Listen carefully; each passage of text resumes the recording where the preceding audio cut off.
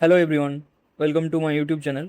तो आज हम सॉल्व करने वाले हैं CSIR UGC नेट दिसंबर 2025 का पेपर, जो कि 18 दिसंबर 2025 में हुआ था। तो पहला जो पोर्शन है वो एप्टीट्यूड पोर्शन है, उसको पार्ट ए कहते हैं। तो ये वाला पार्ट सॉल्व करते हैं। तो क्वेश्चन क्या है? Question number 1, what is the minimum number of pouring required to transfer exactly 6 litre of water from 12 litre fully filled container to an 8 liter empty container when 5 liter empty container is also available to use। तो इस question को simple में करके देखते हैं। इधर एक container है जिसका कैपेसिटी है 12। Okay, so 12 litre total capacity है and that is completely filled. Okay, then to an 8 litre container, और एक कंटेनर है 80 litre and another container is 5 litre. तो इधर बोला गया है कि आपके पास 12 लीटर कंटेनर है जो कि फुल है, मतलब आपके पास 12 लीटर पानी है, एंड इधर से आपको 6 लीटर ऑफ वाटर आपको ट्रांसफ़र करना है ये 8 लीटर का कंटेनर में। तो देखते हैं डिफरेंट सिनारियोस। तो let's suppose this is 12 litre, this is 8 litre, this is 5 litre. तो पहले क्या करते हैं हम लोग, एट टाइम इज़ ज़ीरो, मतलब जब इनिशियल टाइम है तब क्या इसमें वॉल्यूम, इधर वॉल्यूम अगर देखते हैं तो 12 लीटर था, इधर ज़ीरो था, इधर ज़ीरो था। तो मैंने क्या किया, जो इधर से इधर एक बार पोर किया, तो आफ्टर फर्स्ट पोरिंग इधर आपको मिलेगा 4 लीटर, इधर आपको मिलेगा 8 litre and here is zero. तो उसके बाद क्या करते हैं, उसके बाद ये जो है इसको इसमें पोर करते हैं। तो इसका कैपेसिटी 5 लीटर है तो 5 हो जाएगा, ये 3 हो जाएगा एंड दिस इज़ 4। इसके बाद हम क्या करते हैं, ये जो 5 था इसको हम इधर पोर करते हैं। तो इधर 9 हो जाएगा, इधर 3, इधर 0 हो जाएगा। उसके बाद क्या करते हैं, ये जो 3 था इसको पोर करते हैं इधर, then 9, this is 0, this is 3। इसके बाद क्या करते हैं हम, ये जो 9 था इसको इधर पोर करते हैं। तो ये हो जाएगा 1 लीटर, ये हो जाएगा 8 लीटर एंड ये 3 लीटर। तो लास्ट में अगर हम इधर इसको पोर करते हैं तो 1 litre, this is 6 litre and इधर 5 लीटर। तो फाइनली हमको मिल गया कि ये जो 8 लीटर का कंटेनर में हमको 6 लीटर चाहिए था, तो वो मिल गया।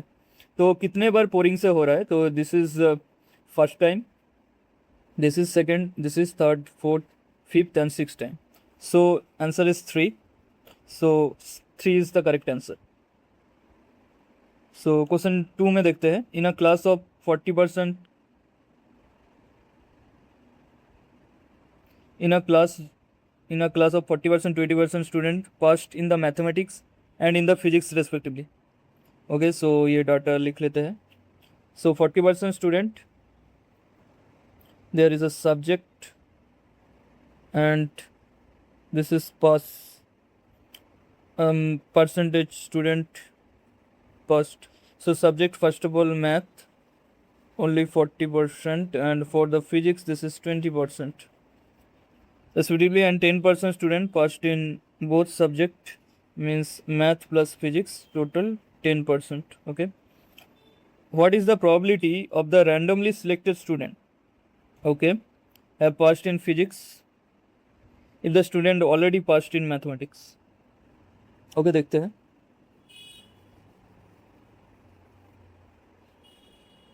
तो ये एक प्रोबेबिलिटी का प्रॉब्लम है। तो बेसिकली अगर प्रोबेबिलिटी के बारे में बात करें तो probability of passing in the math probability passing in the math, that is 40%, और we can say 0.4। Okay, similarly probability pass in the physics, that is 20%, means 0.2,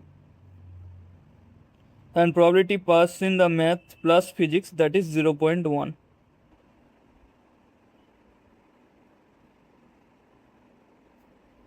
तो बोला गया है कि what is the probability of the randomly selected student to have passed in physics if the student already passed in the mathematics। तो student ने पहले ही math को पास कर लिया है, but we have to find the probability that this, ये इसके रेस्पेक्ट में इसका आपको निकालना पड़ेगा प्रोबेबिलिटी। तो बेसिकली इसका प्रोबेबिलिटी का फॉर्मूला होता है प्रोबेबिलिटी जिसमें आप बोल रहे हैं कि physics and math both pass किया है, but already passed in mathematics, that is given by that P, M union of P divided by P of math. तो इसको बोल सकते हैं probability mathematics plus physics divided by probability in the mathematics. तो ये देखते हैं 0.1 डिवाइडेड बाई 0.4, सो ये 1/4 होगा एंड दिस विल बी 0.25। तो आपके पास दिस विल बी 25% चांसेस है कि कोई भी रैंडमली सिलेक्टेड जो स्टूडेंट है वो फिजिक्स में पास किया है, बट ऑलरेडी वो पहले से मैथ्स में पास किया था। ये जैसे ये पहले मैथ में पास किया गया, सो इसलिए मैथ का प्रोबेबिलिटी लिया। अगर पहले फिजिक्स को पास करता तो फिजिक्स का प्रोबेबिलिटी नीचे लेता। सो बेसिकली ये टोटल प्रोबेबिलिटी है जिसमें मैथ प्लस फिजिक्स का है, and this is the probability for the only the math. तो इसके रिस्पेक्ट में प्रोबेबिलिटी को निकाल लिया। So 25% means 3, so C is the correct answer. In the problem number 3, the geometric mean of 100 observable is 25. If each observable is multiplied by 4, what will be the new geometric mean? तो geometric mean में एक formula आता है आपका। So basically every observable इन अ data set, geometrical mean में जो data set है उसके साथ अगर मल्टीप्लाइड बाई कोई कांस्टेंट को अगर मल्टीप्लाई करते हैं तो वो क्या रिप्लाई करता है, जो न्यू जियोमेट्रिक सेट मीन का सेट होगा डाटा सेट उसके साथ भी वो कांस्टेंट मल्टीप्लाई होगा। तो अगर let suppose we have 100 observable, so suppose x1 x2 x3 dot dot dot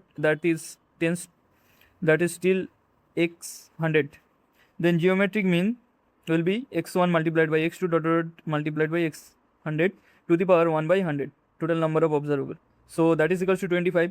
already ये बोला गया है इन द प्रॉब्लम। उसके बाद अगर कोई कांस्टेंट को हम मल्टीप्लाई करते हैं तो वो क्या होगा 4x1 4x2 and 4x100, and जो न्यू जियोमेट्रिक मीन होगा वो होगा 4x1 multiplied by 4x2 dot dot 4x100 to the power 1 by 100। अगर 4 को कॉमन लोगे, टोटल 100 टाइम्स 4 है तो 4 टू द पावर 100 एंड उसके पावर है 1 बाई 100, तो बहुत कट जाएगा। उसके बाद आपका पास ये रह जाएगा एंड जो कि ओल्ड जियोमेट्रिक मीन है। तो आपका 4 multiplied by 25 old geometric mean and that is equals to 100। तो आपका करेक्ट आंसर हो जाएगा 1।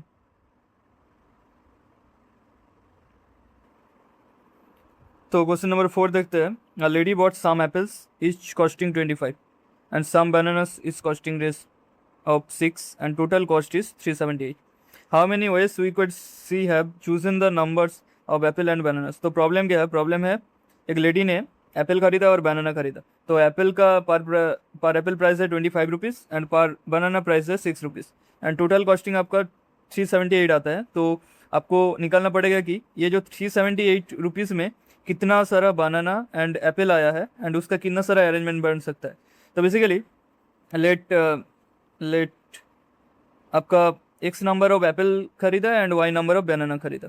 तो ये बेसिक इक्वेशन आ जाएगा 25 into x plus 6 into y, that is total price, that is equals to 378। तो y का अगर वैल्यू निकालते हैं वो होगा 378/6 माइनस 25/6x। तो आपका ये वाला इक्वेशन आ जाएगा 63 माइनस 25/x। ओके, तो बेसिकली एक्स एंड वाई को इंटीजर होना पड़ेगा because number of apples and bananas they can't be a fraction. तो बेसिकली पहले क्या किया, ये जो इक्वेशन है ये अगर इक्वेशन 1 पकड़ते हैं तो बेसिकली आपका वाई इंटीजर होगा। अगर ये 6 का मल्टीप्लाई होगा तो ही वाई इंटीजर होगा। तो बेसिकली 6 का मल्टीप्लाई और ये पोर्शन 0 हो जाएगा। तो basically x is equals to 0 जब होगा तो अब ये पोर्शन 0 हो जाएगा and y is equals to 63 and उसके बाद अगर इसको 6 का मल्टीप्लाई लेना है तो x इज इक्वल्स टू 6 होना पड़ेगा। तो ऊपर 6 एंड नीचे 6 कट जाएगा। तो आपके पास y is equals to 63 minus 25 and that is equals to 38। Okay, and another multiple of 6 that is 12, then x is equals to अगर 12 पकड़ते हैं तो y इज इक्वल्स टू क्या हो जाएगा आपका 63 minus that will B 50 and this is 13। Okay, and another way you can say that another multiply must be x is equals to 18. तो उसमें क्या हो जाएगा, उसमें प्रॉब्लम क्या होगा, आपका ये वाला जो पोर्शन है वो 63 से ज़्यादा हो जाएगा, तो वो नेगेटिव वैल्यू मिलेगा, एंड आपका नंबर्स का भी नेगेटिव नहीं हो सकता, तो ये पॉसिबिलिटी को एलिमिनेट करना पड़ेगा। तो आपके पास टोटल 3 वेज है जिसमें आप ये एप्पल्स एंड बनाना को अरेंज कर सकते हैं, जिसका टोटल कॉस्टिंग होगा 378। तो answer will B third. Okay, तो क्वेश्चन नंबर 5 में आते हैं, the numbers in million of coconut, okay, coconut, guava, mango and apple trees in our region in 2010 and 2020 are shown in the following figure। तो blue line है 2010 के लिए and orange line है 2020 के लिए। The maximum relative change in the number was, okay, तो ये जो वाई एक्सिस में है number of millions of trees and that is variety, the different timeline is given। तो आपको मैक्सिमम रिलेटिव चेंज निकालना पड़ेगा। तो मैक्स रिलेटिव चेंज, तो इसको निकालने के लिए आपको एब्सोल्यूट चेंज निकालना पड़ेगा एंड उसको इनिशियल वैल्यू से डिवाइड करना पड़ेगा। तो फाइनली आपको जो रिलेटिव चेंज मिलेगा, change, and that is equals to आपका वैल्यू को भी से रिप्रेजेंट करते हैं। वैल्यू आपका फाइनल 2020 में कितना था माइनस वैल्यू आपका 2010 में क्या था, इसका मॉड लेंगे डिवाइडेड बाय इनिशियल वैल्यू, मतलब बी ऑफ 2010। तो पहले आपका रिलेटिव चेंज है वो कोकोनट के लिए देखते हैं, तो देखते हैं कोकोनट भैया का क्या चेंज हुआ, कोकोनट, ओके फाइन। तो इसके लिए आपका relative change that is equals to, अब 2020 में 10 था 15, then this will be 10 minus 15 that is mod divided by initially 2010 में था आपका 15, तो आपका वैल्यू मिलेगा that will be 3/15 and that is equals to 0.2 और यू कैन से 20%। ओके, अगर गुआवा के लिए बात करें, गुआवा भैया के लिए, तो उसके लिए आपका जो रिलेटिव चेंज है वो क्या है, आपका जो इनिशियल फाइनल माइनस इनिशियल, मतलब 2020 में आपका था approximately that is 22, okay, 22 minus आपका 2010 में क्या था that is 25, okay, divided by initial आपका था, इनिशियल मतलब ब्लू, दैट इज़ 25।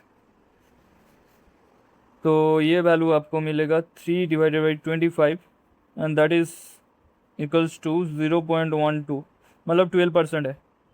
उसके बाद क्या है आपका मैंगो के लिए देखते हैं रिलेटिव चेंज, मैंगोज भैया आपका रिलेटिव चेंज है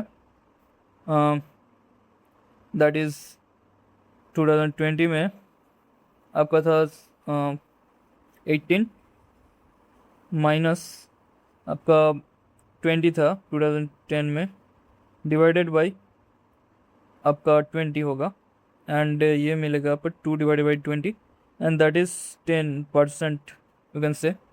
एंड लास्टली द एप्पल भैया, इसके लिए रिलेटिव चेंज दैट इज़ आपका 2020 में था 35 माइनस इसमें था 30 divided by 30, then this will be 5/30 and that is equals to 16.7%, okay fine। तो मैक्सिमम रिलेटिव चेंज आपको मिलेगा कोकोनट में, तो answer 1 is correct answer, option ए।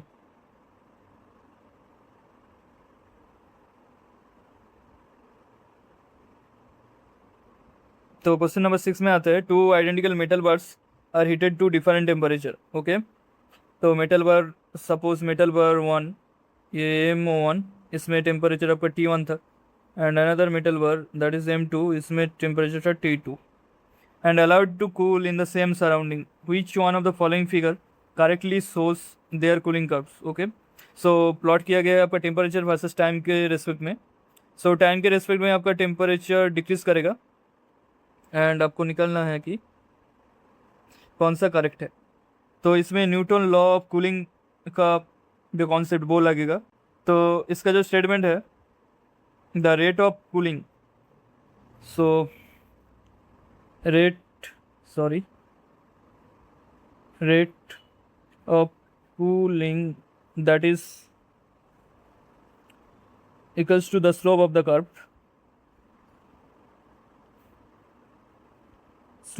होगा वो, and that is directly depends on the temperature difference between the object and its surrounding, that is del T, the temperature difference between the object or metal and surrounding, okay, surrounding, उसके साथ जो temperature difference होगा उसके ऊपर depend करता है। तो जिसका भी हायर इनिशियल टेम्परेचर होगा उसका स्टीपर इनिशियल जो स्लोप होगा वो भी स्टीपर होगा। टेम्परेचर ज़्यादा है ये वाला, सपोज ये T1 is greater than T2, तो basically this is T1, this is T2। तो बेसिकली इधर बोला गया है कि आपका जो जिसका भी इनिशियल टेम्परेचर ज़्यादा होगा उसका अगर प्लॉट करेंगे, जिसका इनिशियल टेम्परेचर ज़्यादा है उसका पहले स्टीप हो जाएगा, मतलब वो टेम्परेचर लूज़ भी करेगा जल्दी से। जिसका भी हायर इनिशियल टेम्परेचर है, अगर T1 is greater than T2, तो उसका जो स्लोप होगा वो ज़्यादा होगा, T1 का जो स्लोप होगा वो ज़्यादा होगा देन द T2, ओके। तो ये होगा, and as both the metals are same, composition same है एंड सराउंडिंग सेम है, तो इसका जो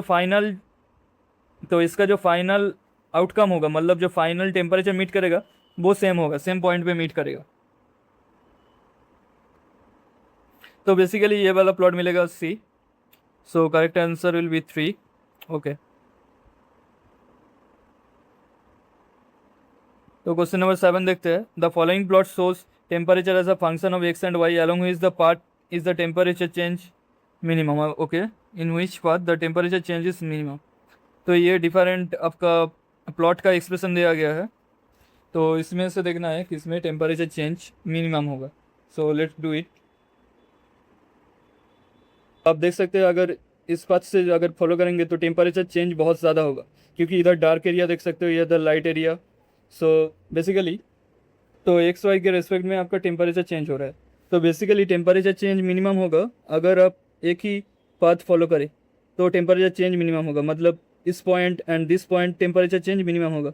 तो ये एक सर्किल को फॉलो करता है if we drop properly, and the origin is 0 0।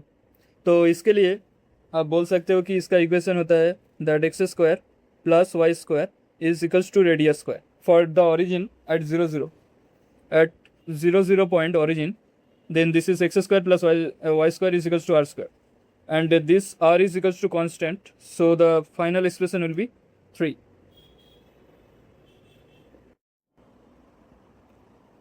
In the question number 8, the value 1 plus 1 by 2 to the power 1 plus 1 by 3, okay, dot lies between, तो हमको इसका लिमिट निकालना है।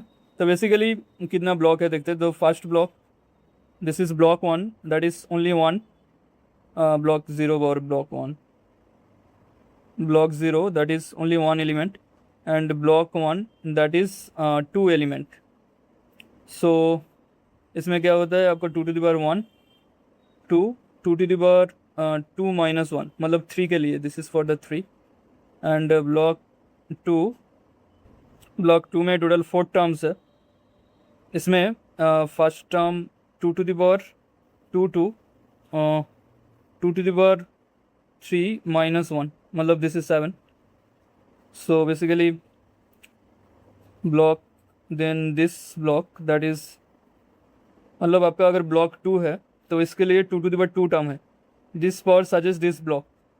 तो बेसिकली डॉट अगर 2 to the power 9 आपका है तो ब्लॉक आपका 9 है, ब्लॉक 9 है, तो आपका फर्स्ट टर्म जो है 2 to the power 9, उसके रेस्पेक्ट में आप देख सकते हो कि ये एक ब्लॉक 9 है, जिसमें टोटल आपका 9 एलिमेंट होगा, 9 एलिमेंट होगा, एंड जिसमें मिनिमम वैल्यू होगा 2 to the power 9, 2 to the power basically 1 by सारे होगा 1 by 2 to the power 9, 1 by 2 to the power 10, sorry ये 2 to the power 10 minus 1। तो लाइक दिस, और 2 to the power 10 minus 1 अगर करोगे ये वैल्यू मिलेगा। तो it is like this. So basically आपको अगर लोअर बाउंड निकालना है, लोअर बाउंड, तो लोअर बाउंड के लिए आपका जो ब्लॉक, तो इसमें आपका जो लार्जेस्ट डिनोमिनेटर है इससे रिप्लेस करना पड़ेगा। जैसे लार्जेस्ट डिनोमिनेटर है उससे रिप्लेस करना पड़ेगा, 1 को छोड़ दो, देन 1/2 प्लस 1/3, तो ये आपका रिप्लेस हो जाएगा। लार्जेस्ट डिनोमिनेटर मतलब नेक्स्ट जो ब्लॉक है उसका फर्स्ट एलिमेंट 1/4 प्लस 1/4, तो इसका क्या मिलेगा 2/4, that will B 1/2। And next block के लिए 1/4 प्लस 1/5 प्लस 1/6 प्लस 1/7, तो नेक्स्ट ब्लॉक का जो फर्स्ट एलिमेंट है वो 8 है, तो इसको हम बोल सकते हैं वो रिप्लेस हो जाएगा आपका 1/8 प्लस 1/8 प्लस 1/8 प्लस 1/8, तो आपका ये वैल्यू भी मिलेगा 1/2। सिमिलरली ब्लॉक 9 का जो है उसमें क्या होगा आपका, उसमें 1/5 1 2 to the 9 value plus dot dot dot dot plus 1/1023, तो इसका नेक्स्ट नंबर है 1 दैट इज़ 1024।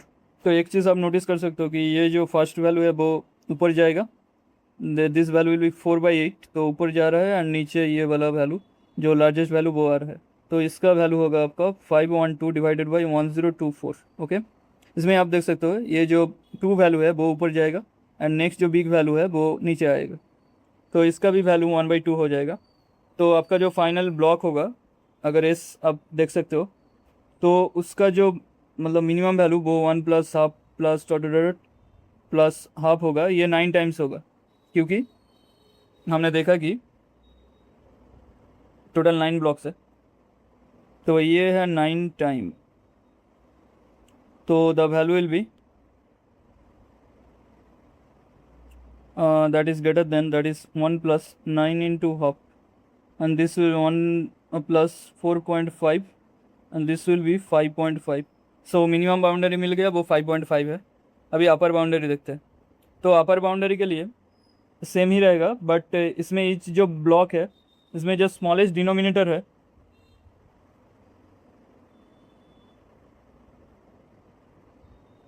इसमें जो ईच ब्लॉक्स है उसमें जो स्मॉलेस्ट डिनोमिनेटर है उससे आपका रिप्लेस करना पड़ेगा। तो आपका लोअर बाउंड के लिए क्या किया, जो हायर वैल्यू है मतलब ये जो हायर वैल्यू है उससे आप रिप्लेस किया, क्योंकि लो वैल्यू चाहिए, तो आपका नीचे वाला वैल्यू जितना ज़्यादा होगा आपका लो वैल्यू होगा, और नीचे वाला वैल्यू जितना कम होगा तो आपका अपर बाउंड्री मिलेगा। इसलिए to find the upper boundary ये जो वैल्यू है इससे रिप्लेस करेंगे अपर बाउंड, तो उसमें क्या होगा आपका, दैट इज फर्स्ट 1 को छोड़ दो, देन ब्लॉक आपका 1 में 1/2 प्लस 1/3, ये रिप्लेस हो जाएगा आपका 1/2 प्लस 1/2 से, that will B 1। Okay, so basically 2/2, and block आपका 2 में 1/2 प्लस 1/5 प्लस 1/6 प्लस 1/7, ये रिप्लेस हो जाएगा आपका 1/4 था ये, 1/4 plus 1/4 plus 1/4 plus 1/4, so this will B 1। और सिमिलरली आपका ब्लॉक 9 के लिए भी 1 मिलेगा, देन आपका जो एस वैल्यू मिलेगा वो होगा 1 plus 9 times into 1, so this will B sorry this will be 10। Okay, तो आपका रेंज होगा 2 से 10, तो आप देख सकते हो 2 से 10, option A is the correct answer. Question number 9 को देखते हैं। So basically alloy formed a mix formed by mixing iron and nickel in the ratio 3:4। Okay, alloy A में आपका जो this is B, okay fine, आपका iron Fe nickel, तो basically alloy A में आपका 3:4 था, बी में था आपका 9:5। If equal quantities of the alloy A and B are melted together to form a new alloy C, तो C में आपका A:B वो 1:1 है, ठीक है। What will be the ratio of the iron and nickel, तो इसमें आपका Fe निकल का जो रेशियो है वो निकलना है, तो देखते हैं कैसे सॉल्व करते हैं। तो बेसिकली आपका जो एलॉय ए है इसमें क्या है, आपका Fe is to nickel, that is equals to 3:4. So आपका टोटल यूनिट जो total unit this will be 3 + 4 that is 7. And alloy B में आपका Fe is to निकल वो आपका मिलेगा 9:5 एंड द टोटल यूनिट आपका मिलेगा 14. ओके, तो बोला गया है कि in the C both are mixed in equal ratio. तो इधर 14 यूनिट है तो इधर 2 से मल्टीप्लाई करना पड़ेगा तभी इक्वल रेशियो होगा. सो इक्वल रेशियो के लिए आपका Fe is to निकल इसमें 3 × 2 is to 4 × 2 that will B 6:8. तो इसमें टोटल आपका 14 में यूनिट मिल जाएगा. तो सी के रेस्पेक्ट में आपका A:B आपका 14 यूनिट × 14 यूनिट.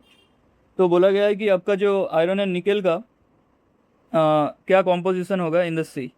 तो बेसिकली टोटल आपका Fe अब क्या होगा, आपका टोटल Fe होगा 6 unit plus this is A in the A and B में आपका था 9.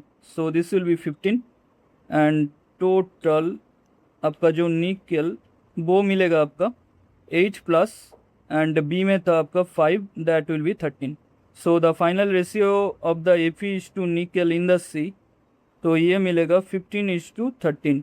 सो correct answer will be 3. Question number 10 को देखते हैं. In an exam questions of 3 difficulty level hard, medium and easy fetch respectively 732 marks if correct and 0 for incorrect. Okay, hard के लिए आपको correct marks मिलेगा 7, मीडियम के लिए 3 एंड इजी के लिए 2 for the correct and 0 for the incorrect. 3 student got 30 marks each but in 3 different ways. Though the total number of questions correctly answered by each student was the same, then what could be the total number of questions correctly answered by each of these student? आपका जो number of question, अगर hard question number of hard question that is H and medium question को M and easy question को E से represent करते हैं तो आपका जो टोटल मार्क्स मिलेगा वो 30 मिलेगा, मतलब 3 स्टूडेंट को मिला 30. तो ये इक्वेशन आता है 7 × H hard question plus 3 × medium plus 2 × आपका इजी. तो वो मिलेगा आपका 30. ओके, 3 स्टूडेंट गॉट 30 मार्क्स तो टोटल मार्क्स मिलेगा ये. देन बोला गया है कि but in 3 different way. 3 different way means suppose student 1 जो है उसका ये H का नंबर डिफरेंट है, M का नंबर डिफरेंट है, E का नंबर डिफरेंट है एंड सेकेंड स्टूडेंट का भी वो डिफरेंट हो सकता है. तो ऐसे ही 3 different ways to the total number of question correctly answer by each student was the same. मतलब आपका टोटल अगर 10 क्वेश्चन अगर वो राइट किया तो सपोज स्टूडेंट ए ने स्टूडेंट जो ए था तो उसका सपोज 6 हार्ड क्वेश्चन हुआ plus 3 medium and plus 1 easy गया एंड जो क्वेश्चन बी था उसका गया 5 गया आपका हार्ड, देन आपका 3 गया मीडियम एंड 2 गया इजी. तो आप देख सकते हैं ऐसे डिफरेंट अरेंजमेंट होगा. तो इसके लिए एक इजी इक्वेशन आएगा. Suppose total number of question they made right is n, then H plus M plus E, this is total number is n. Okay, so basically then what could be the total number question. तो n को आपको निकालना पड़ेगा. तो अगर ये equation 1 होगा, ये इक्वेशन 2 होगा.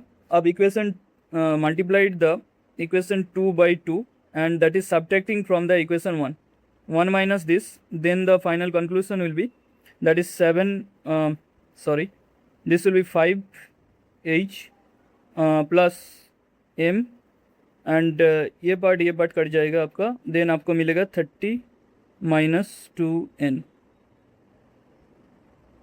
सो ये एक फाइनल इक्वेशन मिलता है. तो इसमें आपको क्या पुट करना है, आपको पुट करना है ये जो ऑप्शंस है इसको आप पुट करके देख सकते हो. अब अगर n का वैल्यू अगर 12 लो लोगे then this will be then 5H plus M that value will be 24/6. Okay, then आपका H का वैल्यू अगर 1 होगा, M का वैल्यू 1 होगा, देन E का वैल्यू आपका 0 हो जाएगा एंड अगर इसको सम अप करेंगे वो कभी भी 12 का इक्वल नहीं हो सकता, ये इक्वेशन नहीं फॉलो करेगा. तो आपका फर्स्ट ऑप्शन गया. अगर सेकेंड ऑप्शन को लोगे then this will be 5H plus M that will be 10. Okay, then if it is 10, then if we take that age is equals to 0, m is equals to 10, okay, and तो आपका e क्या मिलेगा, e is equals to 0, ये हो सकता है। और otherwise it is possible, H का वैल्यू अगर 1 होगा, m का वैल्यू दैट विल बी 5, तो आपको 10 मिल जाएगा, एंड e का value will be 5 + 5 10 0, and H का वैल्यू 2,